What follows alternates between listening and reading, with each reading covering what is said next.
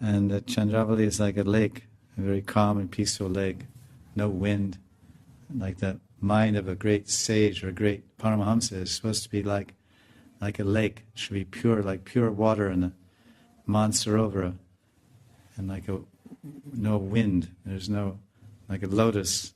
The lake is the lake of consciousness, and it's pure, and the lotus is the Atma. So the Atma is just sitting on the lake of pure consciousness, and there's no wind. So he's Stita D.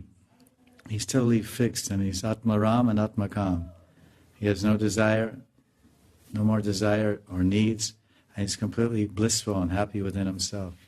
So that's like the lotus, like a lamp in a windless place. It says in Gita, the mind of the yogi is like a candlelight is burning, but there's no wind, it burns steady. But there's a little wind that goes like this. Chanchalahi Himana Krishna. So this Chandravali is like that lake. No waves, no wind, no waves, no movement, still, just deep and satisfying and pleasurable for Krishna, but very predictable, very flat, very steady. Radharani is like the Ganga. My friends just came from Haridwar, Rishikesh. They said it's so windy there. We were bathing in Ganga and it was just rushing by. And this is not Gangotri, this is in Rishikesh. And the wind was coming down the valley from the north, because even now the wind is blowing north, from the north, Himalayas. It was coming down the valley in Rishikesh, and we were bathing. The water's rushing so fast, they have ropes there to hold on to. Otherwise you'll rush and it'll throw you. So this is Radharani. So they say that water that's always moving, another characteristic of moving water, it stays fresh. When water sits in one place like a lake, it tends to get contaminated or get too much gas or too much green algae, and it's not moving.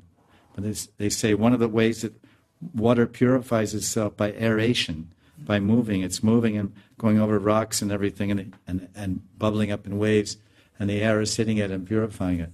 And the gases and things are escaping as it moves. So a rushing river stays very pure. I mean, there's no contaminants added to it. So that's further drawing of the analogy that moving water is always fresh and always pure. So Radharani, she is known as Anuragani. Anuragani Radha. Anuragani means her love, her feelings for Krishna, her passionate Ragini, Rag. Her deep passionate love and attachment for Krishna is newer and newer and deeper at every moment. It's like the river, the water that you're standing here by the riverside, and that water goes by you, and 1 minute later, that's different water. That water that went by you, that volume of water has already gone down to the ocean, and now new water comes in your vision.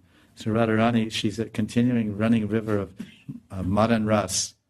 This is a Rasa Nadi. Nadi means river.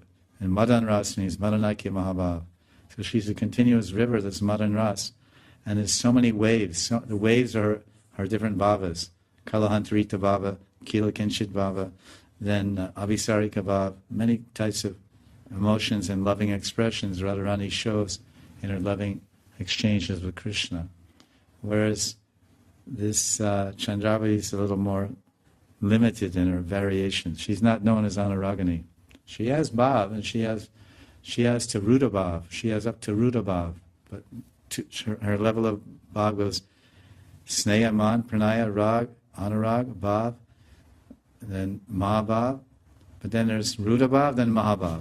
So Radharani is Mahabhav, Mohan and Madan. So Mohan is meeting and Madan is separation. So that's the highest.